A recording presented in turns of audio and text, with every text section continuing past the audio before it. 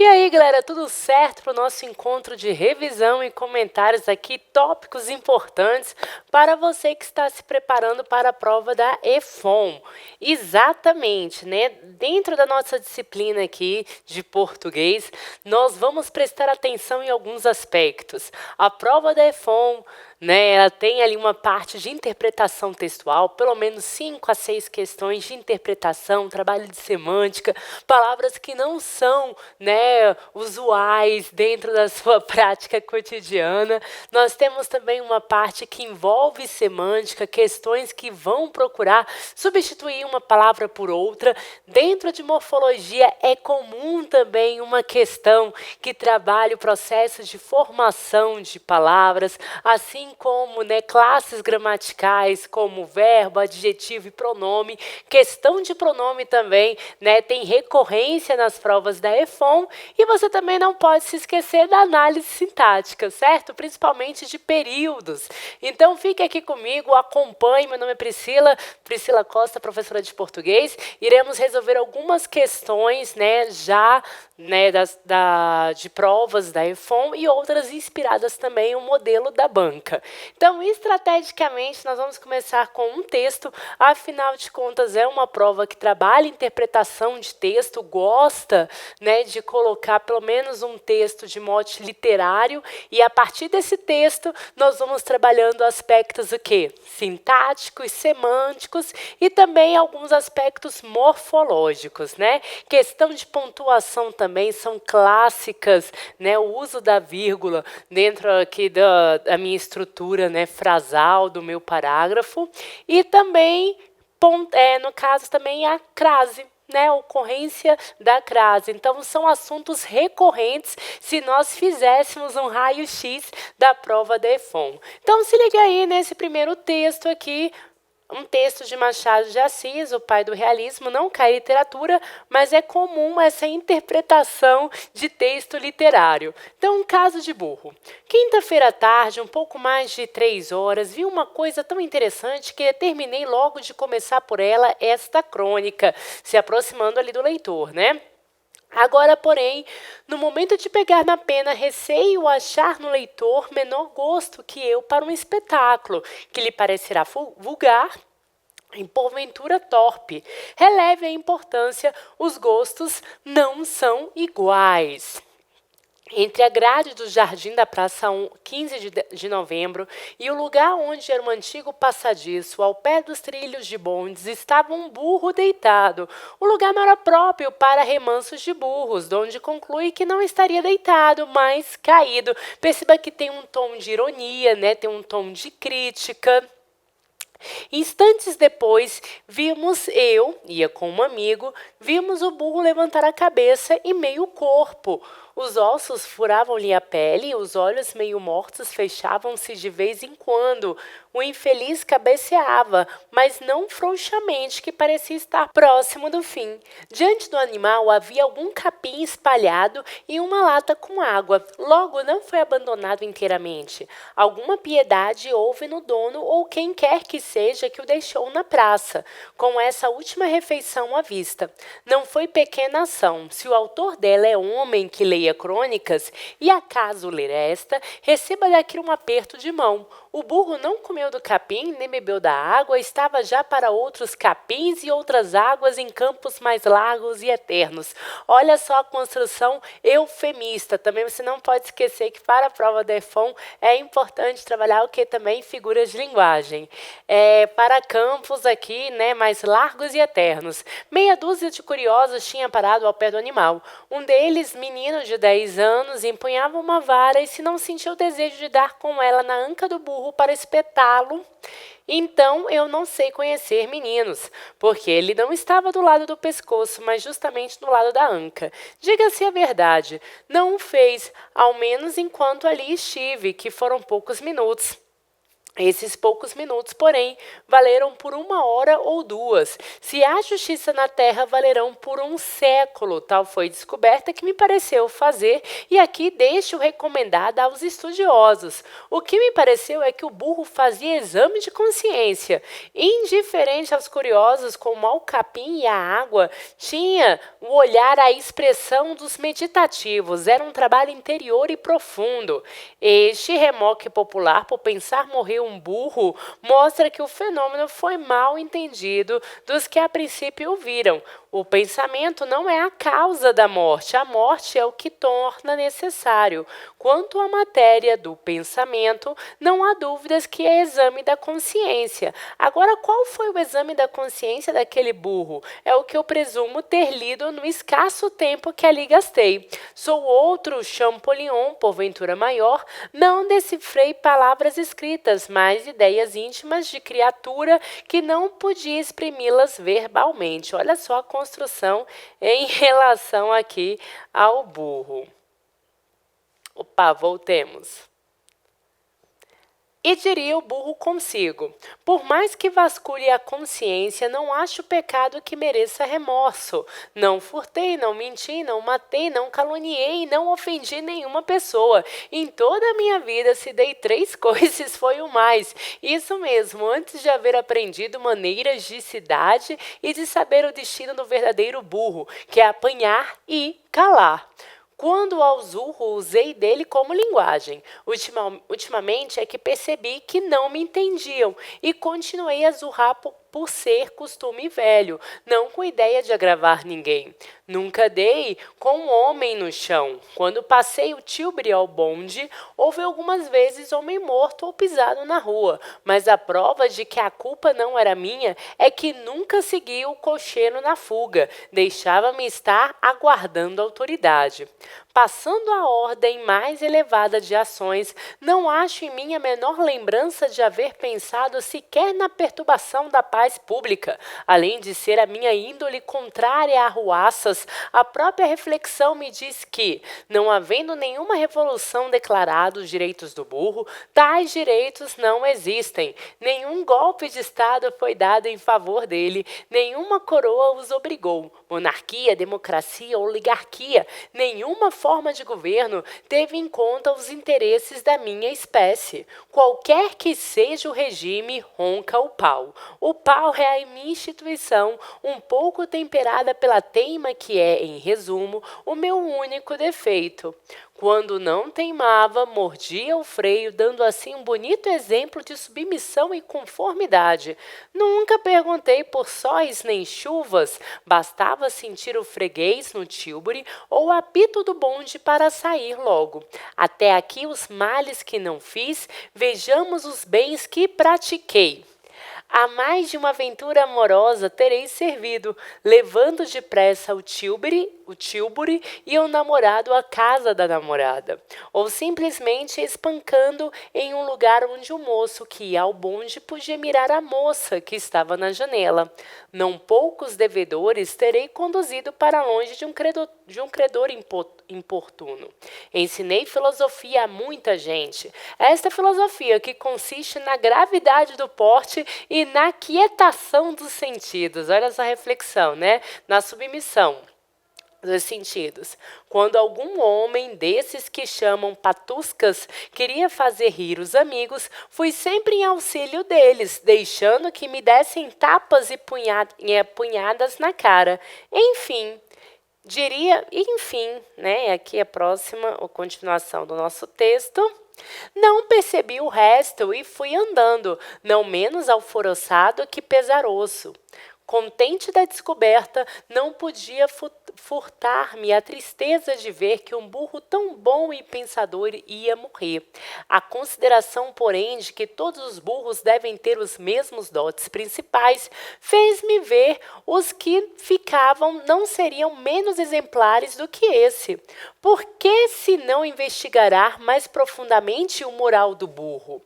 Da abelha já se escreveu, é superior ao homem, e da formiga também. Coletivamente falando, isto é, que as suas instituições políticas são superiores às nossas, mais racionais. Por que não sucederam mesmo ao burro, que é maior? Sexta-feira, passando pela Praça 15 de Novembro, achei um animal já morto. Dois meninos parados contemplavam o cadáver, espetáculo repugnante, mas a infância, corno à ciência, é curiosa sem asco. De tarde já não havia cadáver nem nada. Assim passam os trabalhos deste inundo, sem exagerar. O mérito do finado, força é dizer que, se ele não inventou a pólvora, também não inventou a dinamite. Essa é a reflexão a respeito da natureza do burro, né, feita aí pelo nosso narrador em primeira pessoa. E fala, né, se não inventou a pólvora, também não inventou a dinamite, já é alguma coisa neste final de século, né, que descanse aqui no caso em paz. Então observe essa reflexão, essa crônica, esse tom narrativo irônico, bem a gosto aí da pena machadiana, né, de Machado de Assis, e vai ser o texto mote para as questões de interpretação e as questões sintáticas também a seguir. Então vamos lá. Primeira parte da prova do EFOM, trabalha assim interpretação de texto, de 5 a 6 questões de interpretação de texto. Então, número 1. Qual frase empregada pelo narrador personagem? Nós temos um narrador, né, em primeira pessoa que participa da história, no caso né, da narração desse fato, que tem esse tom de crônica pela questão dessa marcação temporal, né, já na Praça 15 de Novembro, né, então quinta-feira à tarde, existem marcas temporais, né, dessa ação. Então, melhor resume sua reflexão. Então, qual frase empregada pelo narrador personagem melhor resume sua reflexão sobre a natureza daquele animal morto na praça? O pensamento não é a causa da morte. A morte é que o torna necessário. Então, observe, né, esse burro só teve serventia, né, no ato ali da sua morte, no sentido de levantar a reflexão. Seria essa a natureza do burro, né? Na verdade, toda a construção da narrativa leva-nos a crer o quê? Né? Uma vida idônea desse burro que se aquietou, né, ali submisso, né, a essa atitude, né, pensadora, que nunca falou, né, sempre calou, nunca se revelou, né, teve um ato ali rebelde em relação, né, à sua função como um animal ali, a sua serventia à sociedade. Então, não seria a letra A. Já a letra B, se ele não inventou a pólvora, também não inventou a dinamite. Perceba que já no decorrer da narrativa, nós procuramos provar o quê? Né? Que ele não fez mal algum a nenhum homem, a nenhuma situação. Na verdade, ele sempre foi o quê? Né? Serviu a esse homem, até mesmo quando queria, né, ser achincoalhado ali, como alguma situação, né, depreciativa, né, quando ele fala bem assim, cadê? Né, quando quiseram, né, desses chamados de patuscas, queriam fazer rir os amigos, fui sempre em auxílio deles, deixando que me dessem tapas e punhadas na cara. Então, nós vamos observar essa defesa em sentido que da natureza do burro, em que ele não provocou mal nenhum enquanto vida, né, enquanto vivo. Então, se ele não inventou a pólvora, também não inventou a dinamite. Consegue expressar bem a natureza do burro enquanto vivo e por isso é gabarito da nossa questão, né? Então, já a letra C, por pensar morreu um burro, na verdade ele faz uma reflexão a respeito dessa afirmação, né? esse dito popular que, na verdade, cai por terra, né? Ele levanta o burro como esse animal, sim, que poderia pensar, assim como as abelhas, que já foram comprovadas, né? Então, na letra D, até aqui os inales que não fiz, vejamos os males, né? Até aqui os males que não fiz, vejamos os bens que pratiquei e descanse em paz, né? Então, a letra B é que vai justificar a natureza do animal e, por isso, gabarito da questão. Nesse primeiro momento de interpretação textual, né, e lembrando que de um texto literário. Questão número 2. Por meio da metáfora, olha só aqui, figura de linguagem, né? Por meio da metáfora do burro, pode-se encontrar na crônica lida uma crítica aos indivíduos passivos diante do seu destino. Como ele disse, né, o burro apenas o quê? Né, calou. E que aceitam o que lhes é atribuído sem relutar. Tal referência pode ser observada nos trechos abaixo, exceto em letra A. Isso mesmo, antes de haver aprendido maneiras de cidade e de saber o destino do verdadeiro burro, que é apanhar e calar. Então, observe, olha só, o que nós queremos nesse enunciado? Ele fala que a crônica faz uma crítica a essas pessoas submissas, que não questionam e que não pensam o próprio destino, né? No sentido de ter uma outra possibilidade, uma outra saída. Então, aqui, tal referência pode ser observada nos trechos abaixo. Então, nós vamos ter vários trechos que vão falar justamente sobre essa submissão do burro.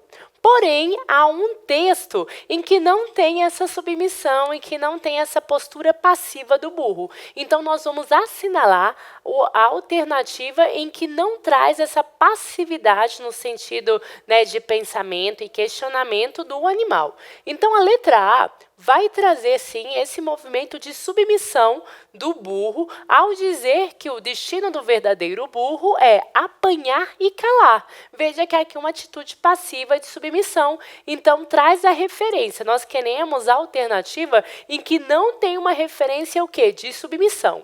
Então, letra B. Mordia o freio, dando assim um bonito exemplo de submissão e conformidade. Nesse sentido, morder o freio não significa um ato rebelde, e sim, na verdade, que ele está atendendo o comando daquela pessoa, né, que guia ali. Então, aqui também é um exemplo de conformidade. Letra C. Quanto à matéria do pensamento, não há dúvidas, que é o exame de consciência. Atenção, né, minha gente? Que aqui ele fala que a matéria do pensamento, não há dúvidas, que é o exame de consciência. Vejamos, o exame de consciência vai ser justamente essa reflexão que o burro vai fazer diante de toda a sua trajetória em vida. Então, se ele pratica, se ele se coloca numa posição reflexiva, né, nós temos sim uma atitude o quê? Uma atitude rebelde, uma atitude que não se submete, não tem essa posição passiva. Então, o exame de consciência é, sim, um exemplo de uma atitude o quê? Ativa, né? Perceba que ele pensa, ele se questiona, ele reflete aqui. Então, a letra C não está em acordo com essa submissão do burro enquanto vida. E aqui nós temos na crônica, vale levantar aqui, já que é uma prova que trabalha as figuras de linguagem, que a própria figura do burro é uma construção, né, aqui de atribuição de elementos humanos a um animal, né? Então há uma figura de prosopopeia, né? Nós estamos dando o quê? Atributos humanos a esse animal. E a metáfora vai ser estabelecer essa relação, né, direta, né, comparativa, né? Lembrando que a comparação tem um elemento expresso, né, uma conjunção, um conectivo, assim como igualmente, né? Então nós vamos ter esses elementos atribuídos, esses elementos humanos atribuídos ao burro, dando uma personalidade, dando características, né, atributos aí. Então, a letra C é o que vai apresentar esse ato, né, emancipatório do burro à medida que ele realiza esse exame de consciência já nesses momentos, né, finais de sua vida. A letra D, nunca perguntei por sóis nem chuva. Perceba que ele falou que nunca nem perguntou, ele nunca se questionou, nunca, né, procurou aí levantar briga em relação a isso. Então, letra D também, né, tá mostrando um ato submisso do burro que sempre trabalhou, independente do sol, independente da chuva. E a letra E, esta filosofia que consiste na gravidade do porte e na quietação, ou seja, acomodando, né, os sentidos, deixando eles mais calmos, apassivando, né? Então, na verdade, o gabarito da questão só pode ser a letra C, alternativa C aqui. Quanto à matéria do pensamento, não há dúvidas que é o exame da consciência. Exatamente esse ato emancipatório do burro vai ser o ato de pensar já nos seus momentos aí finais, derradeiros, né? Então, questão número 2, gabarito, letra C. Já a questão número 3, olha só. Fazendo uso de um conectivo para ligar as orações acima, qual destes explicitaria corretamente a relação de sentido que estabelece entre as orações? Então, ele pegou aqui um período do texto para trabalhar conectivos, e é claro que quando a gente trabalha conectivos, a gente trabalha também as relações, significados, semânticas, né, desse conectivo. Então, lá no início do conto, ele traz a seguinte construção. Lá ainda no início do texto, quando está apresentando o tema do texto, né? Nesse primeiro momento da construção da narrativa, ele não apresenta a matéria, né, o tema dessa crônica, só depois, né, do burro no jardim da Praça 15 de Novembro, já nesses momentos aí, né, ora vivo, ora morto, e ele fala bem assim: releve a importância. Os gostos não são iguais. Então, olha só, releve a importância. Por quê? Os gostos não são iguais. Então, tem uma relação explicativa. Porém, eu não coloquei, né, o autor, na verdade, não colocou, o nosso, né, narrador personagem, não colocou nenhum conectivo. Ele utilizou a pontuação para unir essas duas orações. Nós temos aqui um período coordenado, né, sem sindeto. Então, é um período coordenado assindético, certo? E aí, na proposta da questão, nós temos o quê? A reescritura desse período com um conectivo adequado. Então, qual seria esse conectivo? Primeiro momento, nós teríamos que entender, né, esse período e colocar, né, o melhor, no caso, o melhor conectivo aí que represente essa relação. Então, na letra A, a reescritura proposta é justamente o quê? Releve a importância, conquanto os gostos não são iguais. Observe que você, né, deveria saber qual é a relação, qual é o uso do conquanto. E nós sabemos que é um conectivo que tem um valor concessivo, né? Então, dentro ali dessas relações, uma percepção, uma construção, o quê, né? Contrária de uma oposição. Então, conquanto não teria esse valor explicativo, embora seja muito parecido com porquanto, são conectivos de uso diferente, né? Com valor semântico diferente e não podem ser o quê? Substituídos numa mesma relação, né? Dentro de uma mesma construção. Se eu fizesse essa substituição, claramente eu ia o quê? Mudar as relações de significado, as relações de sentido. Então, a letra B. Releve a importância, porquanto os gostos não são iguais. O porquanto é sim um conectivo coordenado e explicativo. Tem o valor do pois, tem o valor do visto que. Releve a importância, visto que os gostos não são iguais. Então, seria um bom conectivo, né, que preservaria as relações, né, semânticas, as relações de significado aqui do meu texto. Então, beleza, letra B, gabarito da nossa questão. Ainda na letra C, releve a importância, contanto que os gostos não são iguais. Também não expressam o valor explicativo. Na letra D, releve a importância enquanto tem um valor temporal, também tem um valor até mesmo proporcional, e releve a importância tanto que, na ideia consecutiva também não seria aqui o gabarito da nossa questão. Por isso, questão número 3, gabarito letra B. Já a questão número 4, olha só, ainda dentro, né, do mesmo texto, a proposta do mesmo texto literário. No texto lido, a existência de um burro morrendo na praça levou o cronista a escrever sobre o fato avistado. Por quê? Então, qual o interesse, qual a relevância, o que despertou, né, a escrita dessa crônica? Então, vamos lá, letra A. Ele achou interessante que, estando próximo da morte, o animal parecia fazer um exame de consciência, cujo conteúdo ele presume ter descoberto. Exatamente, né? À medida que vai se desenvolvendo as ações narrativas, né, dessa crônica, que tem tom também narrativo, não é isso? Nós vamos aí construindo essa vida, a trajetória do burro. Então, presume ter descoberto justamente o teor desse exame de consciência. Certamente essa é a motivação do nosso narrador, personagem, ao escrever nessa crônica. Letra B.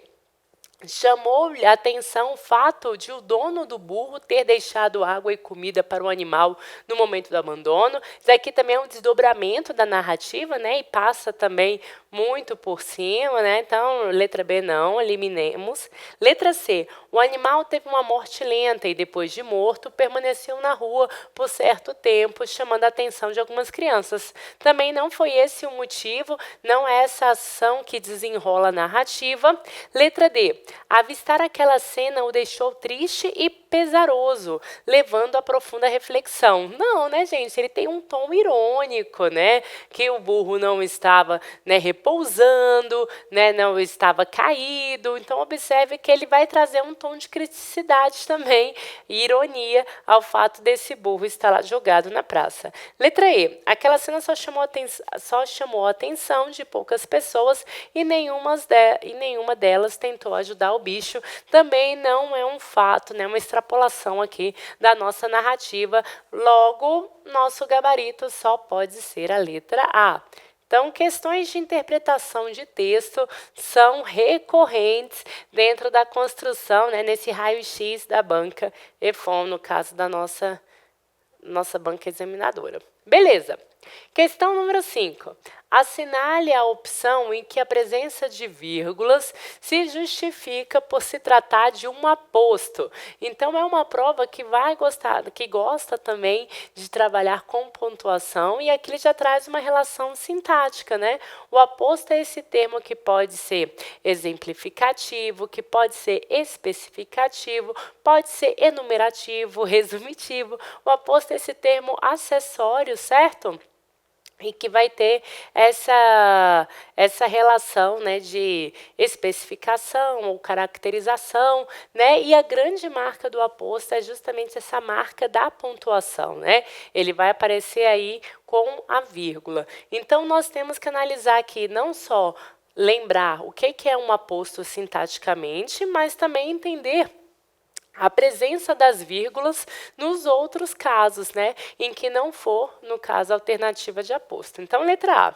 Quinta-feira à tarde, vírgula. Aqui, galera, nós temos uma estrutura, né, uma construção que expressa o quê? Tempo, expressa uma relação de tempo. Então, quinta-feira à tarde é um adjunto adverbial de tempo, já no nosso início da nossa estrutura. Então, é sim um termo que vem, né, separado pela vírgula.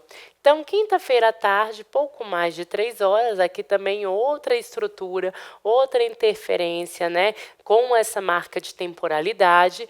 Vi uma coisa tão interessante que determinei logo de começar por esta crônica. Então, observe que as vírgulas que apareceram dentro dessa estrutura estão em função de uma referência temporal. Não temos nenhuma especificação, não temos nenhum elemento resumitivo, não temos nenhuma explicação, nenhuma enumeração, então não temos um aposto. Letra B. Os ossos furavam-lhe a pele. Os olhos, meio mortos, fechavam-se de quando em quando. Aqui nós temos, na verdade, um deslocamento, né, gente? Os ossos furavam-lhe a pele, os olhos meio mortos fechavam-se de vez em quando. Na verdade, nós temos o quê, né? Orações organizadas, concatenadas por meio da vírgula. Então, também não tem nenhuma função apositiva. Letra C. O burro não comeu do capim, nem bebeu da água, estava já para outros capins e outras águas, em campos mais largos e eternos. Aqui nós temos um eufemismo, né, para mostrar essa morte do burro, essa figura de linguagem. Então, não comeu do capim, nem da água. Observe que aqui nós temos uma gradação também, né? Então, estava já para outros capins e outras águas, em campos mais largos e eternos, também não tem valor apositivo. Já a letra D, um deles o quê? Um menino de 10 anos. Especifica, né, esse grupo aqui de garotos. Então, menino de 10 anos tem um valor aqui especificativo, no caso, particulariza, né, esse grupo de meninos que estava ali, né, mexendo na anca do burro. Então, um deles, menino de 10 anos, empunhava uma vara, e se não sentiu o desejo de dar com ela na anca do burro para espertá-lo, e aí ele fala que desconhece o que seria, né, um garoto. Então, observe que essa construção intercalada por vírgulas apresenta uma particularização desses meninos, e aqui tem um valor de aposto. No caso, a letra D, e por isso o gabarito da questão. Já a letra E, 2 meninos parados contemplavam o cadáver. Minha gente, parados é uma característica desses meninos, não é isso? Aqui vai funcionar como um predicativo do sujeito. Esses meninos que estavam parados contemplavam o cadáver. Perceba que o verbo está elíptico, escondido, né, até pela escolha aqui da vírgula, mas na verdade vai ser uma caracterização, né, uma característica desses meninos, e por isso tem um valor de predicativo do sujeito. Predicativo do sujeito. Anote aí, perceba que só pode ser gabarito da questão a letra D. Então, questão número 6. Assinale a opção em que a classe gramatical da palavra sublinhada é diferente das demais. Então, observe aqui que nessas alternativas nós vamos ter a mesma classe gramatical, exceto em uma dessas alternativas. Então, vamos encontrar aquela que tem uma classificação diferente. Vamos lá. Letra A, né? Os ossos furavam-lhe a pele, os olhos, meio mortos, fechavam-se de vez em quando, né? Fechavam-se de quando em quando. Então, atenção, gente. Quem são, no caso aqui, né? Opa, já apareceu o gabarito da questão e vamos entender por quê. Mortos, galera, caracteriza quem? Olhos, né? Então, aqui eu tenho um valor de adjetivo. Observe que as outras alternativas, nós vamos encontrar qual classificação, né? Então, indiferente aos curiosos, como ao capim e à água, tinham no olhar. Vejam. Olhar, essencialmente, é verbo. Porém, dentro desse contexto, ele foi substantivado, ele foi esvaziado de ação. E eu estou falando que tinham no olhar a expressão dos meditativos. Aqui eu tenho um verbo substantivado, ele tem o valor de substantivo. Então, aqui nós já temos, né, uma ideia substantiva, não desempenha o valor, a classificação aqui de verbo, ele é esvaziado de ação. Já a letra C, nunca perguntei por sóis. Beleza, galera, sol aqui no plural, sóis aqui eu também tenho um substantivo. Nem chuvas, bastava sentir o freguês, né, no tílburi o apito do bonde para sair logo. Também tem o substantivo, substantivo. Né? Daqui dentro do nosso raciocínio da questão, letra D, não podia furtar minha tristeza de ver que um burro tão bom pensador, no caso ele é o pensador aqui, né? Tão bom pensador também vai ter valor substantivo. No caso, pensador é equivalente ao burro, a figura do burro. Então, também classificação gramatical substantivo. Porque não sucederá o mesmo ao burro, né? E esse mesmo tem valor de substantivo. Ele está substituindo um substantivo, o mesmo raciocínio em relação à superioridade das abelhas. Então, observe que a palavra que vai desempenhar uma classificação vai ter um valor diferente quanto à classificação gramatical vai ser justamente mortos, que adjetiva, caracteriza os olhos, e por isso é um adjetivo. Já nas outras alternativas, nós temos o que? Substantivos. Por isso, a classe gramatical diferente está na letra A. Gabarito da questão número 6. Em seguida, a questão número 7 na tela, assinale a opção em que o acento grave indicativo de crase não é colocado para uma situação de regência. Então, crase também é um assunto recorrente dentro aqui dos exames da EFON, né? Então, primeiro momento, você tem que entender os casos, né, mais gerais de crase e entender também o que é uma situação de regência. Se eu tenho uma construção, né, de regência, o que significa? Eu tenho um termo que pede, não é isso? E no caso vai pedir essa preposição diante também, né, no caso de um substantivo feminino. Então esse termo regente pode ser um verbo, pode ser também um substantivo, um nome que tem um valor transitivo, né? Então eu vou ter sempre um termo que pede, é regente. Quando ele fala, assinale a opção em que o acento grave indicativo de crase não ocorre em uma situação de regência, é porque uma estrutura já cristalizada, fossilizada, em que tem um núcleo feminino e por si só recebe o acento indicativo de crase, não está em função de nenhum outro termo. Então, olha só, letra A. Quinta-feira à tarde, pouco mais de 3 horas, vi uma coisa tão interessante que determinei logo de começar por ela esta crônica. Se você tem conhecimento aí a respeito, né, da ocorrência da crase, você sabe que locuções adverbiais femininas, a estrutura já cristalizada, fossilizada, por ter um núcleo feminino, tem o que? O acento indicativo de crase. Não está em função de nenhum outro termo. Poderia até mesmo deslocar. Observe aqui, há uma reescritura, né? Uma proposta. À tarde, quinta-feira,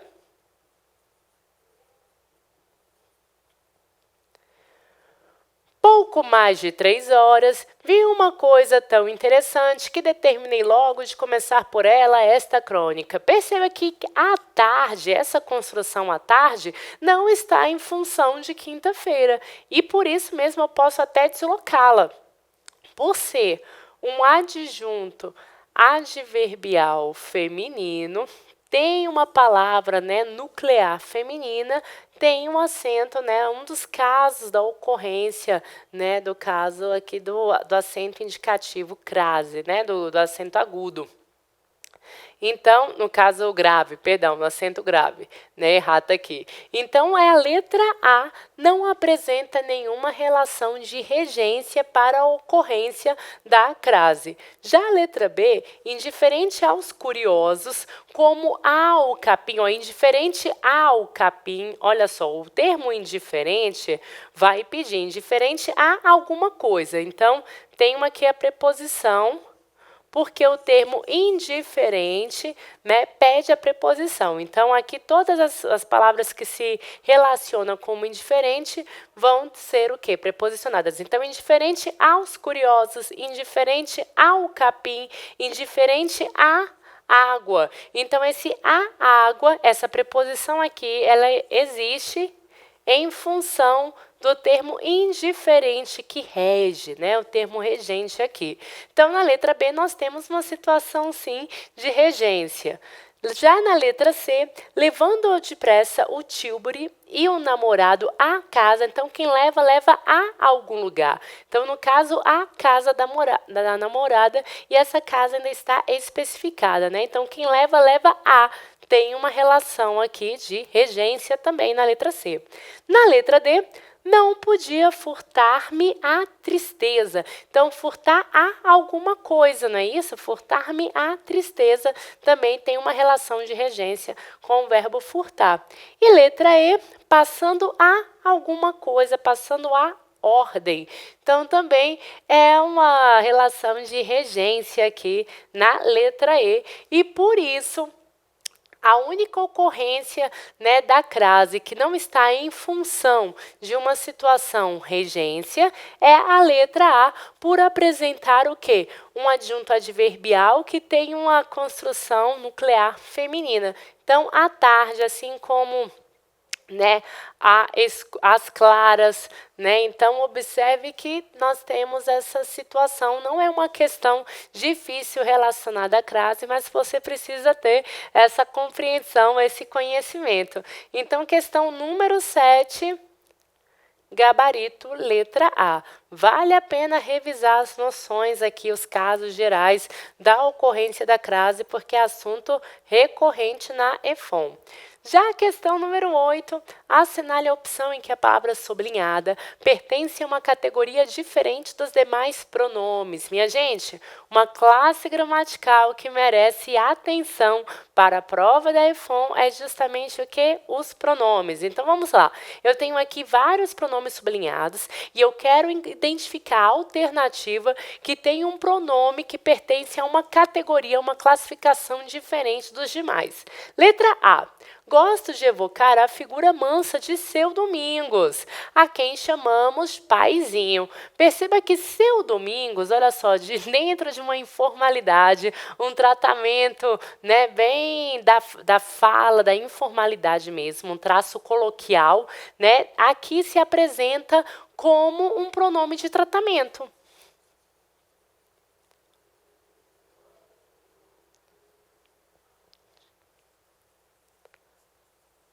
Um pronome de tratamento dentro de uma construção afetiva e informal. Então, o Seu Domingos, não estou falando do seu no sentido de um pronome com valor possessivo, não se apresenta dentro desse contexto, certo? É um traço de informalidade para esse pronome de tratamento, né?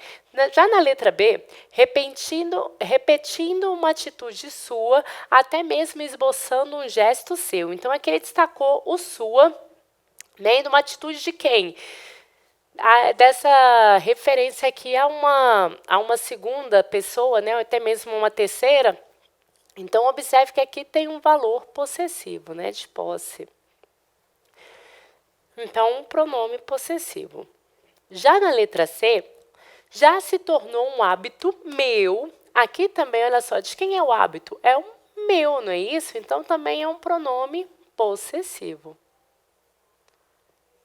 Já na letra C, nós temos aqui o indício, né, de gabarito.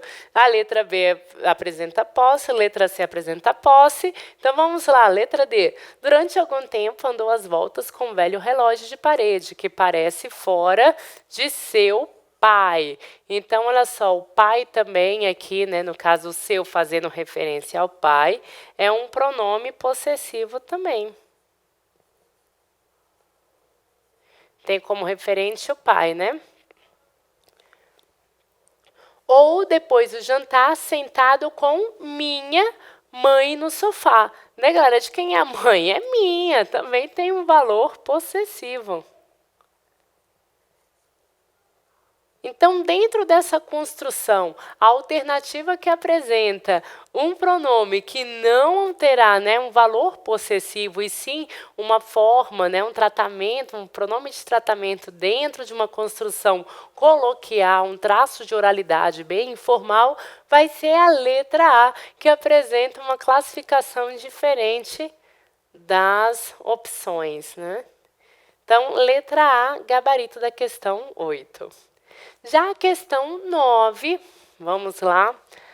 Assinale a opção em que, com base no rigor da norma culta e da modalidade escrita, não é possível a inserção de uma vírgula no período, sem que seja necessária a alteração de sua forma original. Então, o que o examinador nos pede? Olha só. Se eu colocasse uma vírgula, se eu colocar uma vírgula, qual alternativa que seria necessário, né, fazer uma reescritura? Se porventura, né, colocar uma vírgula, tem que fazer uma alteração na sua forma original. Então, a letra A. Não raro me surpreendo antes de agir, tentando descobrir como e por aí vai, né? Então, não raro me surpreendo. Observe, galera, que esse me, iniciando a construção, iniciando a oração, não seria possível caso eu colocasse a vírgula aqui, né, isolando o não raro. Então, não raro, me surpreendo, né? Qual seria a construção, né, possível?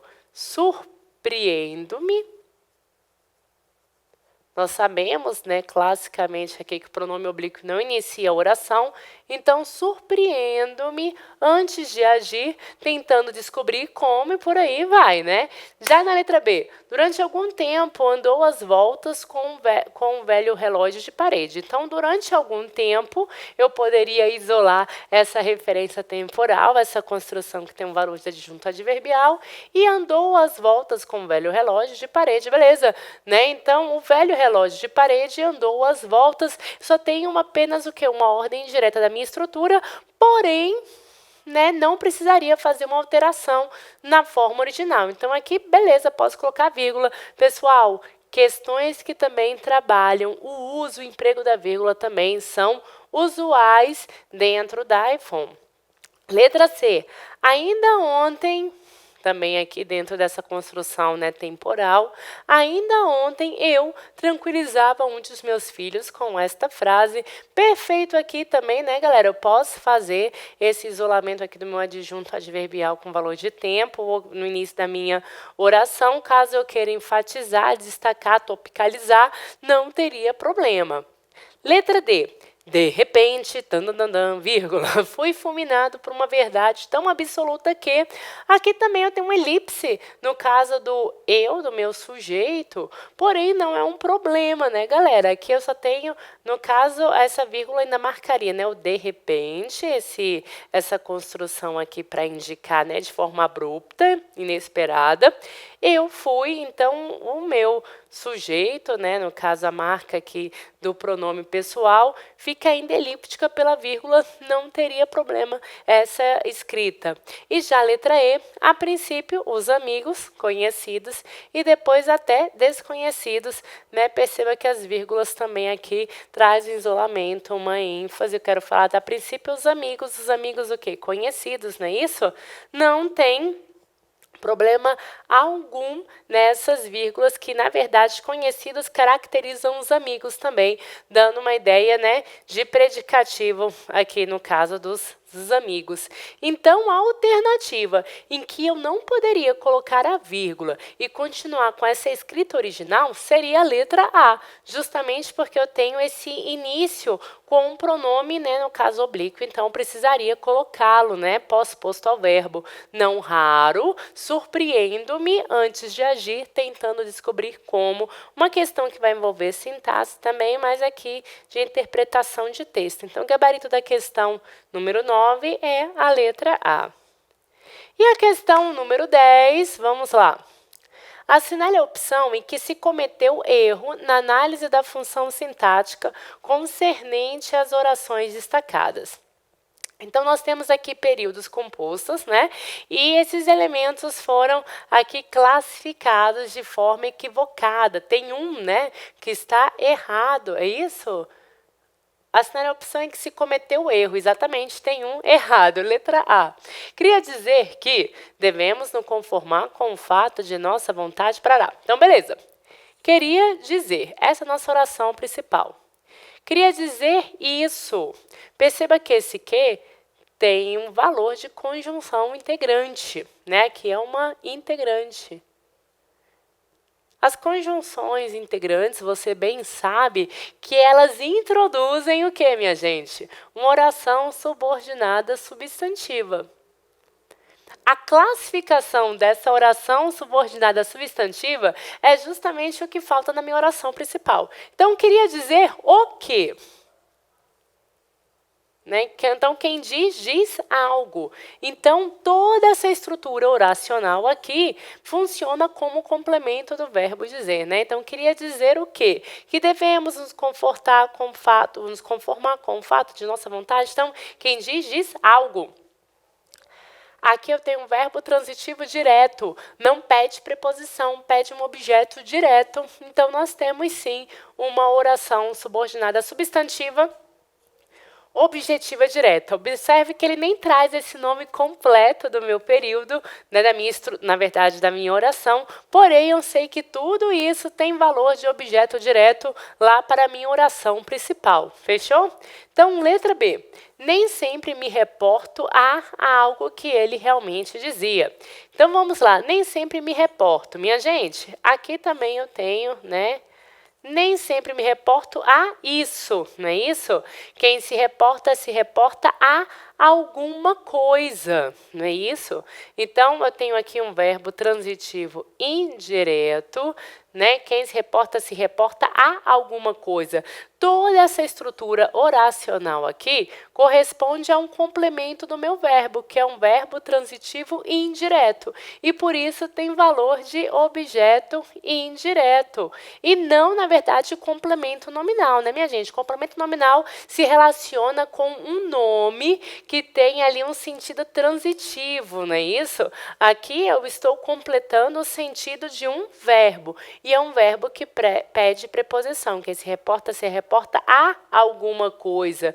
Então, funciona como um complemento verbal, como um objeto indireto. Atenção aí na letra B. Ainda vamos analisar as outras alternativas. Cheguei a fazer uma vênia de gratidão a seu Domingos por me havê-la enviado. E aqui sim é um adjunto adverbial de causa, né? Aqui por me havê-la enviado. Apresenta uma relação causal aqui com essa vênia de gratidão no seu domingo. Aqui, galera, é uma estrutura, é uma questão que foi, né, foi realizada, feita a partir de fragmentos de um texto, né, que é a referência. Porém, a gente consegue resolver mesmo sem fazer a leitura desse texto.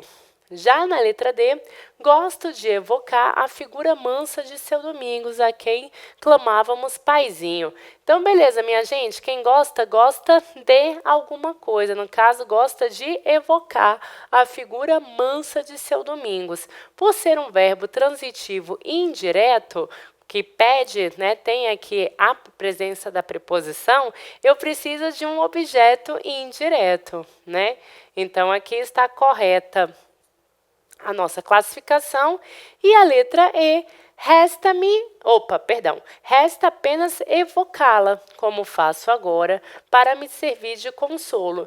E aqui, evocá-la é, sim, o sujeito de resta, né? No que? Evocá-la, resta apenas, só está numa ordem indireta aqui da nossa construção, mas também funciona como um sujeito oracional. Minha gente, a alternativa em que nós não temos uma classificação correta, porque não se trata de um complemento nominal, e sim um objeto indireto, uma oração com valor de objeto indireto, é a letra B. E por isso o gabarito da questão é a alternativa que tem uma análise errada, equivocada, né? Então, vale a pena aqui também, né? Aqui o xizinho faz referência à letra B, ok? Pulou aí de lugar. Gabarito da questão número 10, né, é a letra B. Não temos um complemento nominal, e sim um objeto indireto. Já as próximas questões, na verdade, a questão 11, né, vai ser a partir da leitura do texto 2, que também é um texto literário. É uma prova que não apresenta literatura, porém trabalha com uma interpretação também, né, de certa forma, literária. Então, direito e avesso, né? Conheci uma moça que escondia como um crime certa feia cicatriz de queimadura que tinha no corpo. De pequena mãe lhe ensinara a ocultar aquela marca de fogo e nem sei que impulso de desabafo levou a me falar nela. E creio que logo se arrependeu, pois me obrigou a jurar que jamais repetiria a alguém o seu segredo. Se agora o conto é porque a moça é morta e a sua cicatriz já estará em nada, levada com o resto pelas águas de março que levam tudo. Lembrou-me isso ao escutar outra moça, também vaidosa e bonita, que discorria perante várias pessoas a respeito de uma deformação congênita que ela, moça, tem no coração. Falava daquilo com mal disfarçado orgulho, como se ter coração defeituoso fosse uma distinção aristocrática que se ganha de nascença e não está ao alcance de qualquer um. Aqui numa leitura dinâmica, depois você vai ter tempo, né, para fazer uma leitura aqui do texto. E aí saí pensando em como as pessoas são estranhas. Qualquer deformação, por mais mínima, sendo parte visível do nosso corpo, a gente a combate, a disfarça, oculta como um vício feio. Este senhor, por exemplo, que nos explica abundantemente ser vítima de divertículos, né, excrescências em forma de apêndice que apareceram no seu duodendo, teria o mesmo gosto de gabar-se da anomalia se em lugar dos divertículos tivesse lobinho pendurados no nariz? Nunca vi ninguém expor com orgulho a sua mão de 6 dedos, a sua orelha mal formada, mas a má formação interna é marca de originalidade que se descreve aos outros com um evidente orgulho. Doença interna só se esconde por medo da morte, isto é, por medo de que a notícia se espalhando chegue à morte mais depressa. Não sendo por isso, quem tem um sopro no coração se gaba dele, como de falar japonês. Né? E aqui a continuação do texto. Parece que o principal impedimento é o estético, pois se todos gostam de se distinguir da multidão, nem que seja por uma anomalia, fazem ao mesmo tempo questão de que essa anomalia não seja visivelmente deformante. Ter o coração do lado direito é uma glória, mas um braço menor que o outro é uma tragédia. Alguém com 2 olhos límpidos pode gostar de bater uma roda de conversa, explicando que não enxerga coisíssima nenhuma por daqueles límpidos olhos, e permitirá que mesmo as circunstantes curiosas que lhe examinem o olho cego e constatem de perto que realmente não se nota diferença nenhuma com o olho são. Mas tivesse aquela pessoa o olho que não enxerga coalhado pela gota serena, jamais se referiria ao defeito em público. E, caso fizesse, por excentricidade de temperamento sarcástico ou masoquista, o circunstante bem educado se sentiriam na obrigação de desviar a vista e mudar de assunto. Mulheres discutem com prazer seus casos ginecológicos. Uma diz abertamente que não tem um ovário, outra que o médico lhe diagnosticou com útero infantil. Mas se ela tivesse um pé infantil ou seios senis, será que declararia com a mesma complacência? Antigamente havia as doenças secretas, que só se nomeavam em segredo ou sob pseudônimo. De um tísico, por exemplo, dizia que estava fraco do peito, e talvez tal reserva nascesse do medo do contágio, que todo mundo tinha. Mas os malucos também se dizia que estavam nervosos, e do câncer ainda hoje se faz mistério, e nem câncer e nem doidice pegam.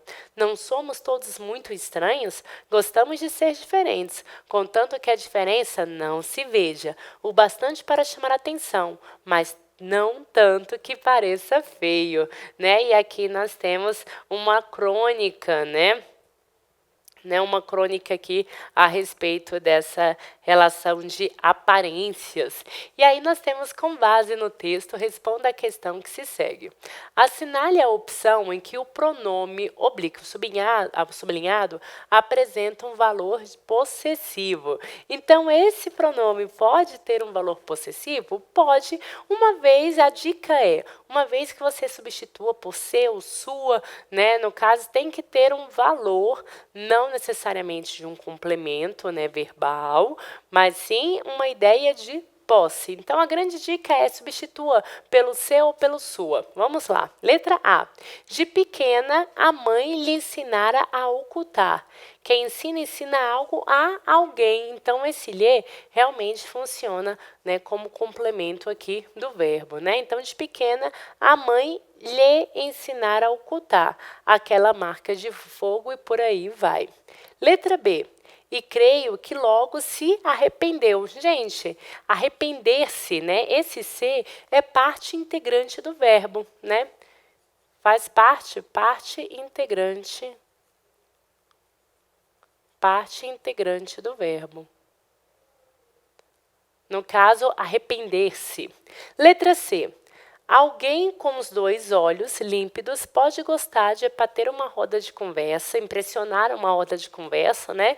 Explicando que não enxerga coisíssima nenhuma por um daqueles límpidos olhos e permitirá mesmo que os circunstantes curiosos lhe examinem um olho, no caso, lhe examinem o seu olho cego e constatem de perto. Perceba que esse lhe aqui faz uma referência com o olho cego, né? Então, permitirá mesmo que os circunstantes curiosos lhe examinem o seu olho cego e constatem de perto. Aqui, esse lhe não tem, assim como, né, o lhe em cima, que era um complemento do verbo, né, no caso aqui é um complemento verbal. E o segundo caso, nós temos uma parte integrante do verbo. Aqui, na letra C, ele desempenha, sim, um valor possessivo, fazendo uma referência ao seu olho cego. Então, a letra C, vamos ainda olhar, né, a letra D e a letra E, mas a letra C é gabarito da questão e que o nosso pronome tem um valor possessivo. Atenção que na letra D também eu tenho um se, que é parte integrante do verbo.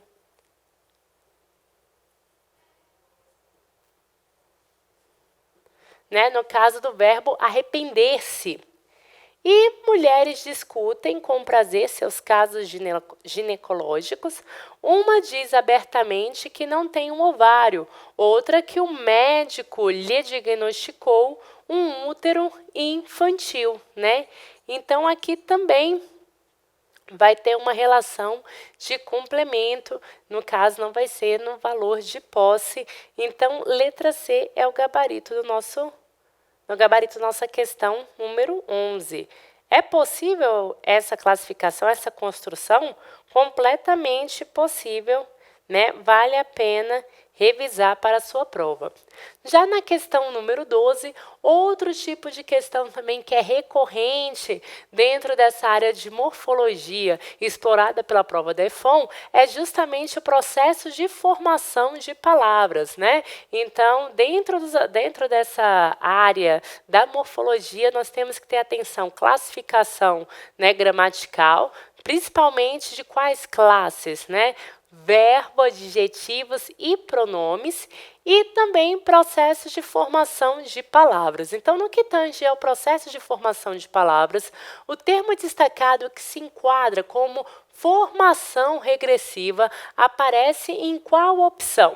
Então, vamos lá. O que seria nessa formação regressiva? São aquelas palavras que são derivadas a partir de uma supressão de um verbo, né? Então, eu tenho uma relação regressiva ou deverbal. Já a letra A, vamos ver. As comidas para mim são entidades oníricas, provocam a minha capacidade de sonhar. Aqui eu tenho um processo realizado por sufixação, não é isso? No acréscimo de idade aqui ao capaz. Então, não tem uma relação regressiva, não vem a partir de um verbo, a supressão ali de uma estrutura verbal. Letra B. Um bom pensamento nasce com uma pipoca que estoura de forma inesperada e imprevisível. Inesperada também, né, galera? Eu tenho aqui um afixo, né, no início, no caso, aqui um prefixo, e tenho também um sufixo. Né? Eu tenho afixos no início, né, no início do radical e também pós o radical. Né? Então, eu vou ter um processo de derivação por prefixo e sufixo ao mesmo tempo. Então, não se trata também de uma formação regressiva. Já a letra C é que a transformação do milho duro em pipoca macia é símbolo da grande transformação. Aqui também observe que nós temos o acréscimo de um sufixo. Então, também é um processo sufixal, de uma derivação sufixal.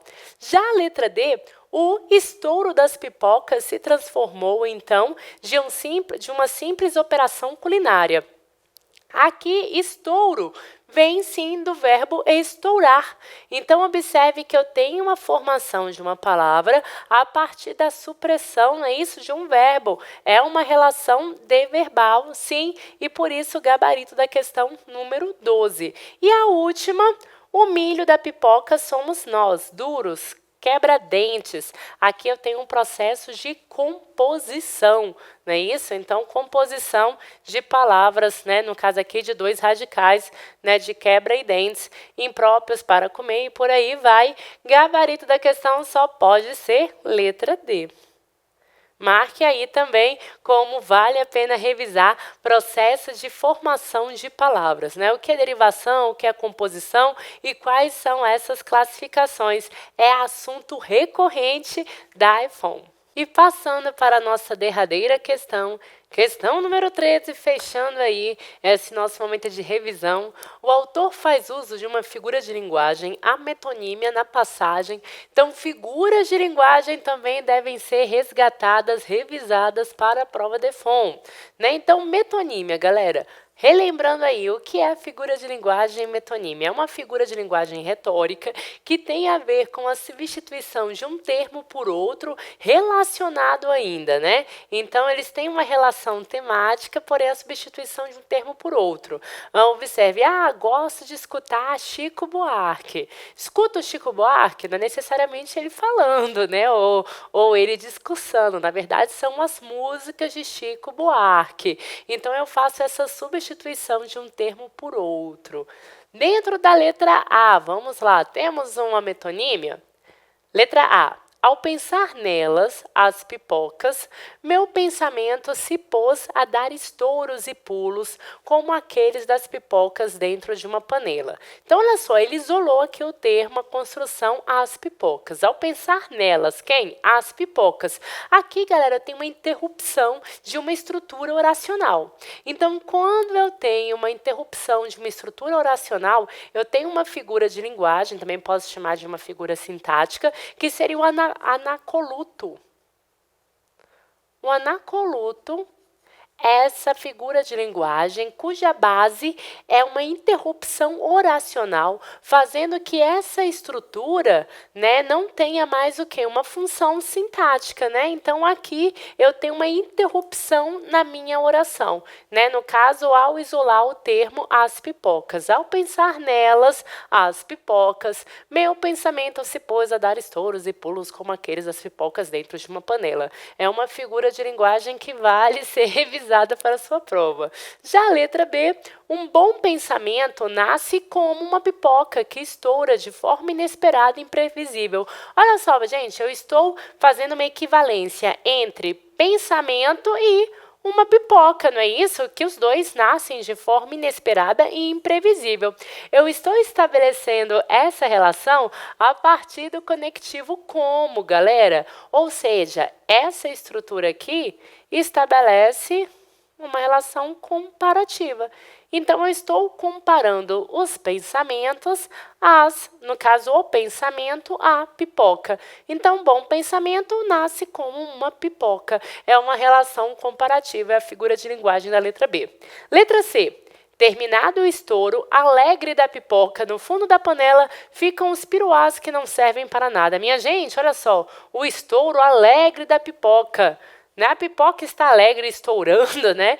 Veja que aqui nós estamos atribuindo uma característica humana à pipoca. Na verdade, trata-se de uma personificação ou uma prosopopeia. Essa figura de linguagem que eu estou dando características, né, no caso humanas, a um ser, a um objeto, no caso um ser inanimado, um objeto. Então, a alegria da pipoca. A pipoca não é alegre, né, minha gente? A gente que fica alegre comendo a pipoca.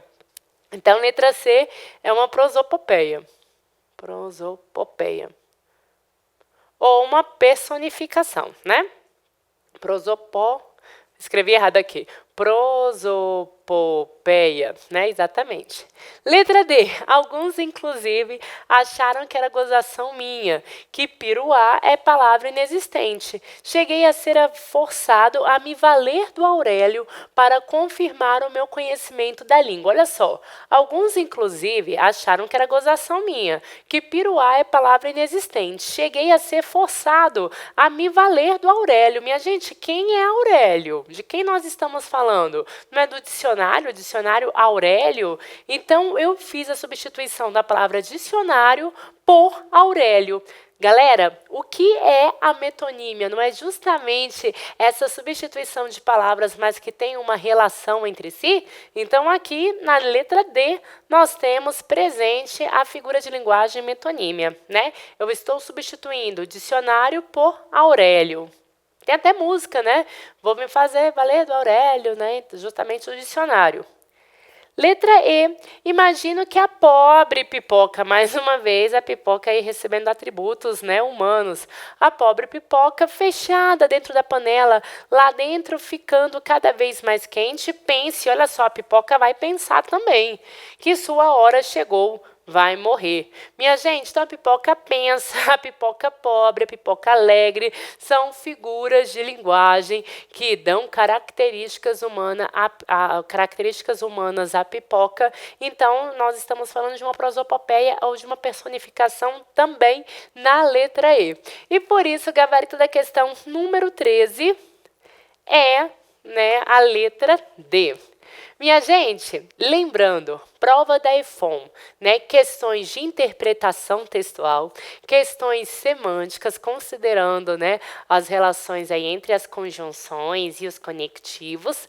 Dentro de morfologia, o que você tem que prestar atenção em relação à classificação gramatical de verbos, adjetivos e principalmente, né, uma classe gramatical para apostar os pronomes. E trabalhando a parte gramatical, não se esqueça, pontuação, classificação, né, de funções sintáticas, as funções sintáticas, né, essenciais ali da nossa oração, do período também, vale lembrar, mas pontuação, ocorrências de crase são questões certas da sua prova. Então, eu espero que esse bloco de questões tenham ajudado aí, né? Esse bloco de questões tenha ajudado na sua preparação e nos encontramos na próxima. Fui!